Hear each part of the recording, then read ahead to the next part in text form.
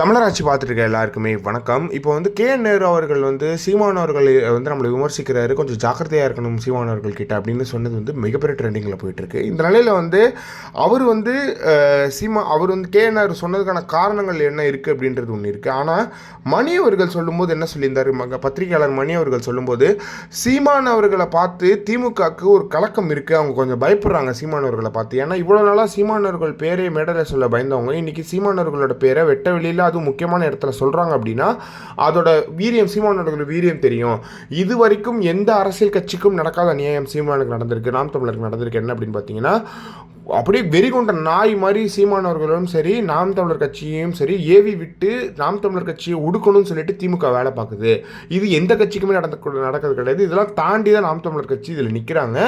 அது வந்து நீங்கள் என்ன தான் மறுத்தாலுமே நாம் தமிழர் கட்சிக்கு அவ்வளோ பிரச்சனை வந்ததுக்கு காரணம் திமுக தான் அப்படின்றத வந்து மணி அவர்கள் எல்லாம் தெளிவாக சொல்லிட்டாரு.